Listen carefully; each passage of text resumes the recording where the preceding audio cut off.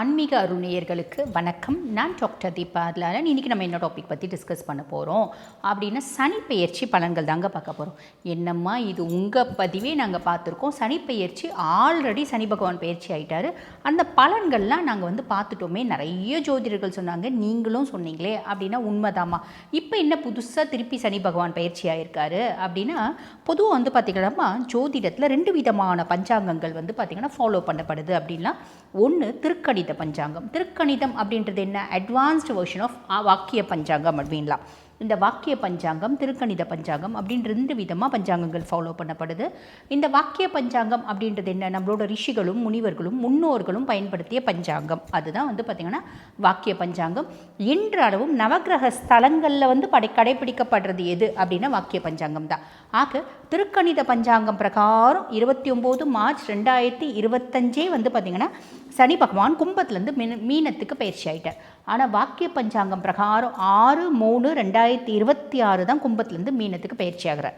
இது பார்த்திங்கன்னா தர்பாரண்யேஸ்வரர் கோயில் திருநள்ளாறில் வாக்கிய பஞ்சாங்கம் தான் ஃபாலோ பண்ணுறாங்க. இன்றளவும் மக்கள்லேயும் பெரும்பகுதியான மக்கள் வாக்கிய பஞ்சாங்கம் தான் ஃபாலோ பண்ணுறாங்க. இந்த வாக்கியத்துக்கும் திருக்கணித்துக்கும் இப்படி ஒரு விதமான கன்ஃபியூஷன் இருக்குது. இப்போ உதாரணத்துக்கு 29 மார்ச் 2025 திருக்கணித பிரகாரம் சனி பகவான் கும்பத்துலேருந்து மீனத்துக்கு பயிற்சி ஆகிட்டார் இல்லையா? இப்போ அதுக்கப்புறம் பிறந்த குழந்தைகளுக்கு இப்போ அவங்க கேட்குறாங்க பெற்றோர்கள், வாக்கிய பஞ்சாங்கம் பிரகாரம் எங்களுக்கு குறித்து கொடுங்க அப்படின்றவங்களுக்கு நாங்கள் என்ன பண்ணுறோம்? சனி பகவான் கும்பத்திலேயே இருக்க மாதிரி தான் குறித்து கொடுக்குறோம்.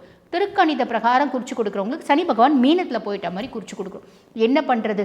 நான் இதை தான் ஃபாலோ பண்ணுவேன் அப்படிங்கிறவங்களுக்கு அதுக்கேற்ற மாதிரி தானே நம்ம குறித்து கொடுக்கணும். ஆக புரிஞ்சிருக்கோன்னு நினைக்கிறேன். 6/3/2026 வாக்கிய பஞ்சாங்கம் பிரகாரம் சனி பகவான் கும்பத்துலேருந்து மீனத்துக்கு பயிற்சி ஆகிறார்.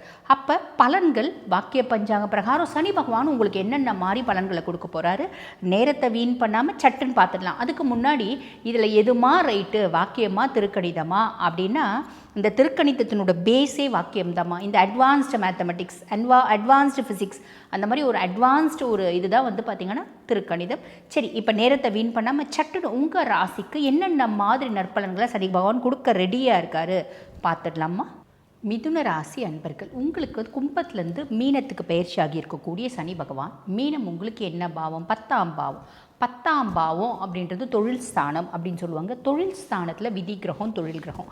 பொதுவாக ஜோதிடத்தில் ஒரு கருத்து உண்டு, 10ல் ஒரு பாவி இருந்தால் அரசனை போல யோகம் உண்டு அப்படிம்பாங்க. 10ல் ஒரு பாவி இருந்தால் நம்மளுக்கு சிம்மாசனம் கிடைக்கும், கிரீடம் கிடைக்கும், நம்மளுக்கு ராஜ வாழ்க்கை கிடைக்கும், ராஜ யோகம் கிடைக்கும் அப்படின்ற ஒரு விதி உண்டு. இப்போ இங்கே 10ல் சனி இருக்கான். சனி என்ன சொல்கிறாங்க? கர்ம சனி அப்படிங்கிறாங்க. இந்த கர்ம சனி உங்களுக்கு கிரீடத்தையும் சிம்மாசனத்தையும் கொடுப்பானா, ஒரு ராஜயோகம் கொடுப்பானா அப்படின்னா அப்படி சொல்ல முடியாது. காரணம் என்ன அப்படின்னா, 10ல் இருக்க பாவி ராகு கிடையாது, 10ல் இருக்க பாவி சனி.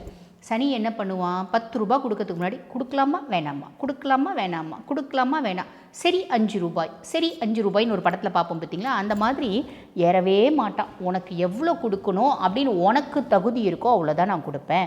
Whether you deserve it or not, 10 முறை அனலைஸ் பண்ணி கொடுக்கக்கூடிய கிரகம் யார் அப்படின்னா சனி பகவான்.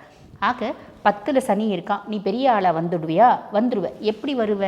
நீ பெரிய லெவலில் உழைக்கிற அப்படின்னா பெரிய ஆளாக வருவேன். அடப்போங்கம்மா, நானே பெரிய கோட்டீஸ்வர வீட்டு பர்சனாலிட்டி, நான் ஒரு பிக் ஷாட்டு, நான் போய் ஏன் உழைக்கணும்? என்கிட்ட ஏகப்பட்ட மக்கள் இருக்காங்க உழைக்கிறதுக்கு அப்படின்னா ரொம்ப சிம்பிள். அந்த மாதிரி ஒரு இண்டஸ்ட்ரி வச்சு நடத்துகிறீங்க, ஃபேக்ட்ரி வச்சு நடத்துகிறீங்க, பெரிய நகைக்கடை ஓனர், மூளையாவது உழைச்சிட்டே இருக்கணும் கரப்பாம்பூச்சி மாதிரி. ஹார்ட் ஒர்க் பண்ணுற அப்படின்னா உன்னோட தொழில் கிராஃப் எப்படி இருக்கும் அப்படின்னா பெரிய பீக்கில் போகும்.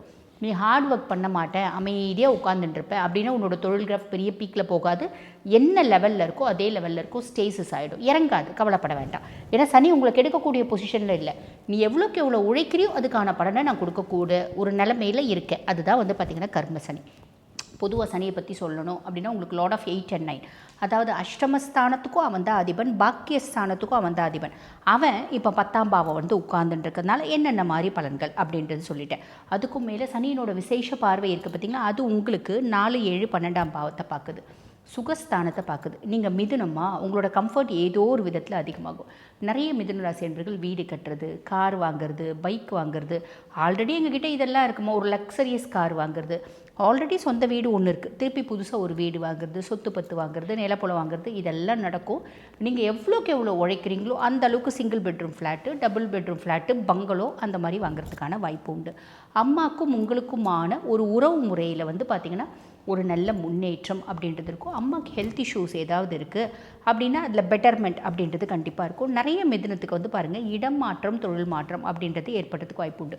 ஒரு இடத்துலேருந்து இன்னொரு இடத்துக்கு போகிறது, ஒரு தொழிலேருந்து சம்மந்தமே இல்லாமல் இன்னொரு தொழில் செய்யறதுக்கு, அந்த மாதிரி பிராப்தமும் உண்டு. என்னோடய ப்ரொஃபஷன் ஒன்றுங்க, என்னோடய பேஷன் ஒன்று. இவ்வளோ நாள் என்னோடய ப்ரொஃபஷனில் நான் ஸ்டிக் ஆன் பண்ணிட்டு இருந்தேன்.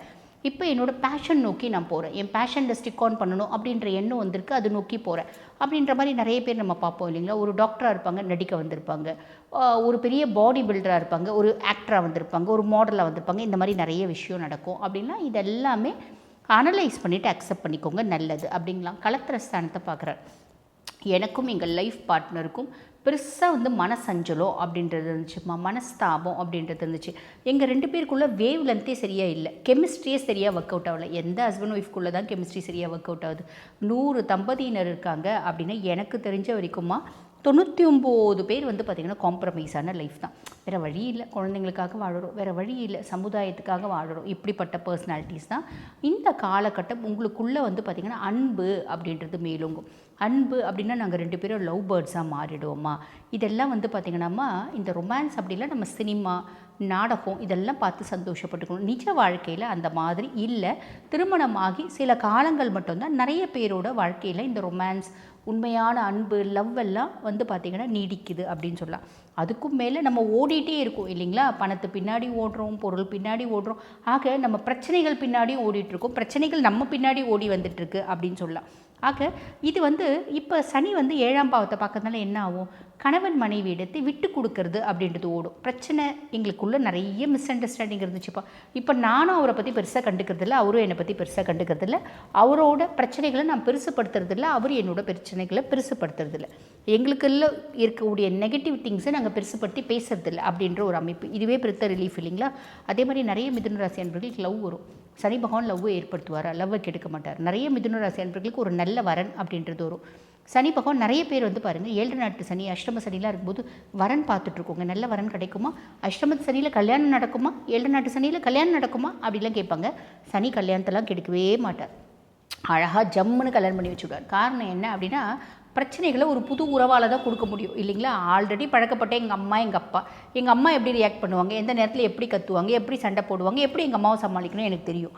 அப்போ புதுசாக ஒரு உறவு வந்தால் தான் நான் அதை வச்சு நம்ம தலையை பிச்சுக்க முடியும். ஆக புது உறவு அப்படின்றத சனி பகவான் ரொம்ப சந்தோஷமாக ஆரத்தி ஏற்று வரவேற்பார் அப்படின்னு சொல்ல கெடுக்க மாட்டார், கவலைப்பட வேண்டாம்.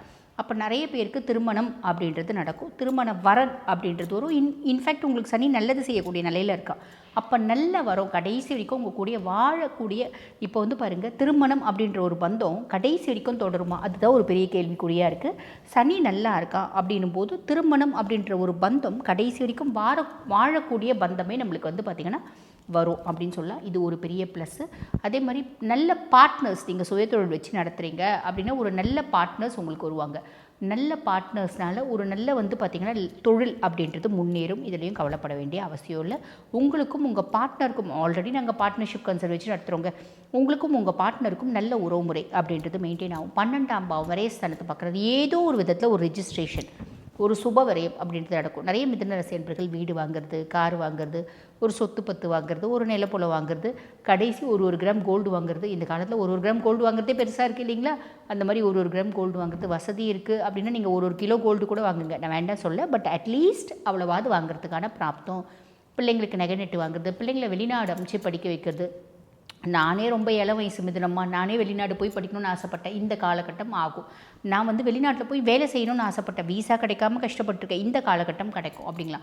இப்படி நிறைய நல்ல விஷயம் மிதுன ராசி அன்பர்கள் உங்களுக்காக காத்துட்ருக்கு. என்ன உழைக்கிறீங்க அப்படின்னா உயர்வு, உழைக்கல அப்படின்னா பெரிய லெவலில் உயர மாட்டீங்க, அதே அளவில் இருந்துப்பீங்க அப்படின்றது ஞாபகம் வச்சுக்கோங்க. அப்போ நம்ம என்ன பண்ணணும், மிதுனத்தை பொறுத்த வரைக்கும் நல்லா பேசக்கூடிய தன்மை அப்படின்றது உண்டு, நல்ல புத்திசாலித்தனம் அப்படின்றது உண்டு. கம்யூனிகேஷனுக்குனே ஒரு ராசி அப்படின்னா மிதுனம் தான். ஈரப்பேனாக்குவாங்க, பேனை பெருமாளாக்குவாங்க. அப்படிப்பட்ட மிதுன ராசி அன்பர்கள் உங்களோட புத்திசாலித்தனத்தை கரெக்டாக தட்டி விட்டீங்க அப்படின்னா குதிரை பயங்கரமாக ஓடி டெஸ்டினி அடையும், மறந்துடாதீங்க. ஸோ ரொம்ப எளிமையாக சொல்லணும் அப்படின்னா ஹார்ட் ஒர்க் நெவர் ஃபெயில்ஸ் அப்படின்றத ஞாபகம் வச்சுக்கோங்க. ஞாபகம் வச்சுட்டு நீங்கள் ஹார்ட் ஒர்க் பண்ணுறீங்க அப்படின்னா கண்டிப்பாக தொழிலில் முன்னேற்றம், மேன்மை அப்படின்றது உறுதி, எந்த விதமான சந்தேகமும் வேண்டாம். சரிம்மா, எங்களுக்கு பர்சன்டேஜ்னால் எவ்வளோம்மா கொடுப்பீங்க அப்படின்னா 75% கொடுப்போம்மா. சரிம்மா, எங்களுக்கு வழிபாடு அப்படின்னா என்னம்மா வழிபாடு சொல்லுவீங்க அப்படின்னா நீங்கள் மிதுனம் அப்படின்னாலே பெருமாள் வழிபாடு. பெருமாள் 10 அவதாரத்தில் எந்த அவதாரத்தினாலும் வழிபாடு பண்ணலாம். என்ன கேட்டால் நான் சஜஸ்ட் பண்ணுறது என்ன அப்படின்னா நம்ம ராமச்சந்திரமூர்த்தியை வழிபாடு பண்ணணும். ஒரு வில் ஒரு சொல் ஒரு இல். ஸ்ரீராமச்சந்திரமூர்த்தியை ஏன் வழிபாடு பண்ண சொல்கிறோம் அப்படின்னா உங்களுக்கு பார்த்திங்கன்னா குரு ஜென்ம குருவாக இருக்கார் இல்லைங்களா, அந்த குருனால கொஞ்சம் ஒரு தேவையில்லாத சேர்க்கை அப்படின்றது வரத்துக்கு வாய்ப்பு உண்டு. அப்போ ஸ்ரீராமச்சந்திரமூர்த்தியை நீங்கள் வழிபாடு பண்ணுறீங்க அப்படின்னா எங்கெல்லாம் ராம நாமம் ஜபிக்கப்படுதோ அங்கெல்லாம் ஹனுமன் இருப்பான். எங்கெல்லாம் ஹனுமன் இருப்பானோ அப்போ சனி பயந்து ஒதுங்கி பிரச்சனையே கொடுக்க மாட்டான். ஆனால் சனி நல்லது செய்யக்கூடிய பொசிஷனில் தான் இருக்கான். சனி மட்டும்தான் பிரச்சனை கொடுக்க மாட்டானா, எந்த கிரகங்களும் உங்களுக்கு பிரச்சனை கொடுக்க மாட்டாங்க அப்படின்றத ஞாபகம் வச்சுட்டு எப்பயுமே ராமச்சந்திரமூர்த்தியை வழிபாடு பண்ணுங்கள், நல்லதே நடக்கும். வாழ்த்துக்கள்.